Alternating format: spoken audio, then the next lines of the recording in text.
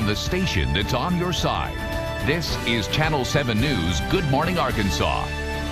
Welcome back to Good Morning Arkansas. We have Dr. Laura Wilson of the Sherwood Family Medical Center.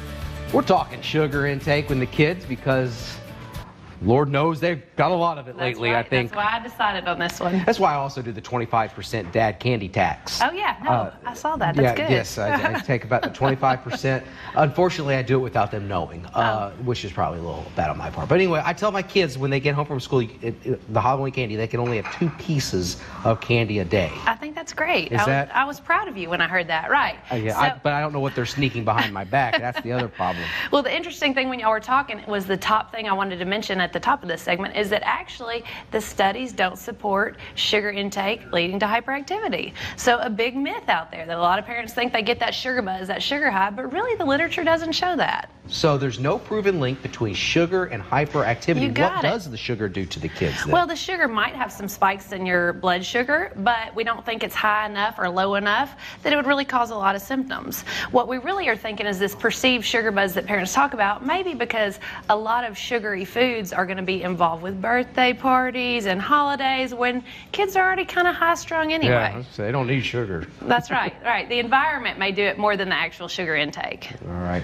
But there are other risks that are involved with consuming too much sugar. And a couple of these are pretty obvious. Cavities, dental cavities, caries, or other word for it, obesity, and that's because sugar, high-calorie foods with a lot of sugar, of course, then have a lot of high calories. There's newer evidence showing that we may have a link to cardiovascular disease, and even some of the stronger statements show that it may be an increased risk for dying from heart disease, which is a pretty big statement.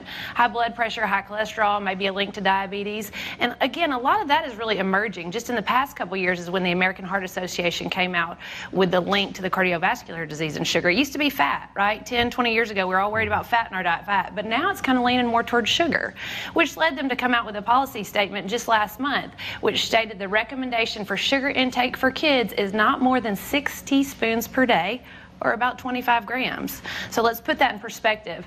A Snickers bar has about 8 grams of sugar.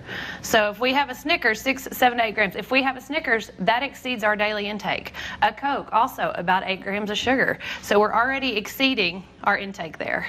So in 6 or 7 years, it's going to be something else that they find that I kind of wonder. I do kind of wonder if that's going to happen. Right. Now, kids having sugar is, I mean, you can't avoid it. It's in everything. But I guess the damage is done more if you continue those habits as an adult.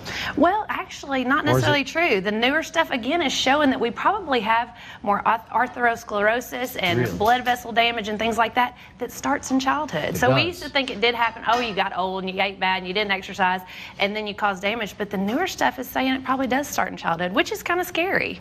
All right, and you have some information from the American Academy of Pediatrics. Right, so that American Heart Association guideline is pretty strict, right? A lot of people would have a hard time really sticking to that. The American Academy of Pediatrics, which is the largest group of pediatricians in the country, statement is a little bit more moderate.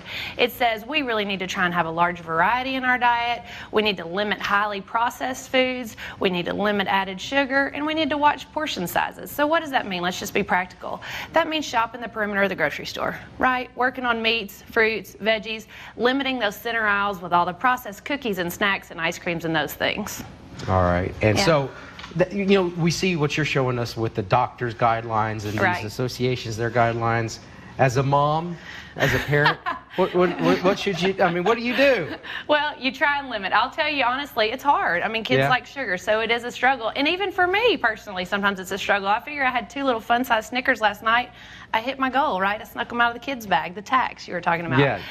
But I think just be sensical about it. Common sense is going to reign here. You know what? If on Halloween day they double their limit, that's fine. The next few days, let's try and get more fruits and veggies in the diet. Yeah, because, you know, kids love candy, obviously, but Halloween only happens once a year. Right, right. And I do think what you've done limiting is a great idea.